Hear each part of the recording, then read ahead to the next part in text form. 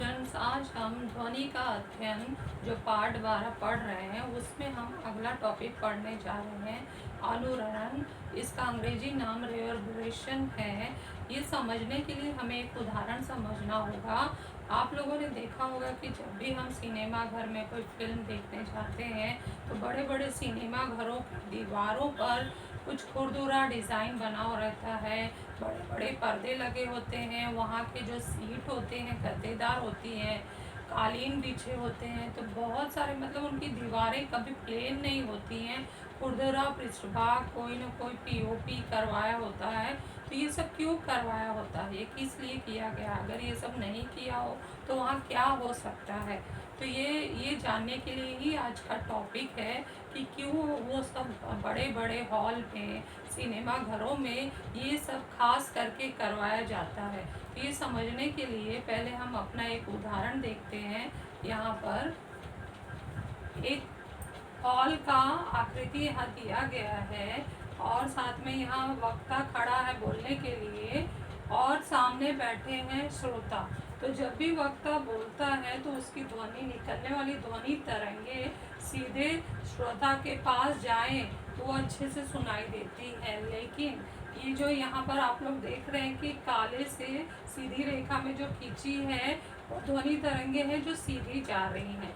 लेकिन जो लाल रेखाओं से खींची गई हैं वह रेखाएं वह है जो श्रोता से निकली हुई ध्वनि तरंगे, वही ध्वनि तरंगे हैं जो श्रोता तक जा रही हैं। लेकिन कुछ तरंगे वो दीवार की छतों से टकरा रही हैं, कुछ दीवारों से टकरा रही है, कुछ फर्श से टकरा रही है और टकरा के वापस वही परावर्तित होकर श्रोता तक पहुंचती हैं, जिसके वजह से वो कई आवाज़ें उसमें मिश्रित हो जाती हैं और जो वक्ता द्वारा जो भी ध्वनि बोली गई है वो साफ स्पष्ट सुनाई नहीं देता। और यह परावर्तन की क्रिया तब तक चलती रहती है जब तक जो कमरे में स्थित ध्वनि है वह सुनाई कम न देने लगे। तब तक यह परावर्तन की क्रिया बार बार उस कमरे में छतों, दीवारों, फर्शों से टकरा कर होती रहती है। तो यह क्रिया जब ध्वनि की तरंगों के साथ होता है तो इसे अनुरणन कहते हैं। अनुरणन की वजह से कई बड़े हॉल, सभागृह और सिनेमा गृह निकृष्ट दर्जे के माने जाते हैं। क्यों ऐसा होता है? क्योंकि ये बड़े हॉल, सभागृह जो भी होते हैं बहुत बड़े बड़े बनाए जाते हैं, जिनके दो दीवारों के बीच की दूरियां बढ़ जाती हैं, जिससे ध्वनि का परावर्तन होने लगता है, एको होने लगता है। अगर ये एको ऐसे हॉल और सभागृह में हो तो वह निकृष्ट दर्जे का हो जाए और यह क्रिया एक बार नहीं कई बार होती है। तो इसीलिए इन अनुरणन क्रिया के वजह से ये जो हमारा हॉल या सभागृह या सिनेमा गृह है वो सब निकृष्ट दर्जे के माने जाते हैं। तो सबसे पहले हम अनुरणन का परिभाषा समझते हैं कि जब किसी हॉल में ध्वनि उत्पन्न की जाती है तो वे ध्वनि छत, दीवारों तथा फर्श आदि से बारंबार परिवर्तित होती हैं और वह ध्वनि काफ़ी समय तक वहाँ बनी रहती है। यह परावर्तित ध्वनि तब तक बनी रहती है जब तक कम होकर सुनाई देना बंद न हो जाए।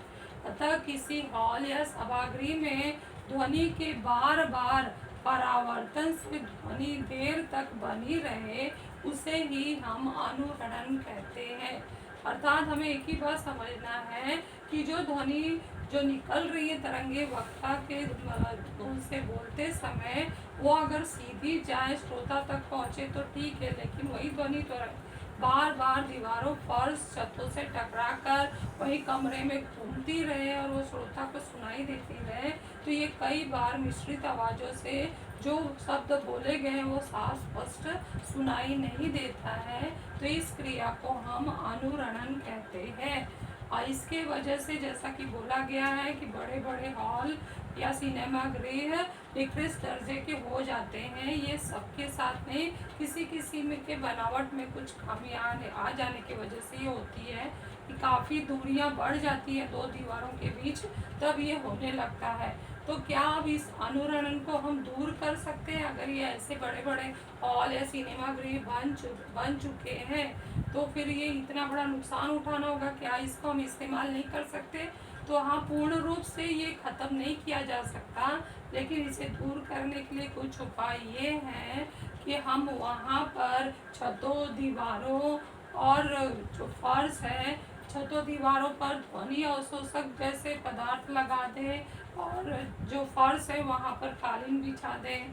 तो उदाहरण के रूप में संपीड़ित फाइबर बोर्ड लगाया जा सकता है और छतों पर, और दीवारों पर खुरदुरा प्लास्टर किया जा सकता है, बड़े बड़े पर्दे लगाए जा सकते हैं, कालीन बिछाए जा सकते हैं।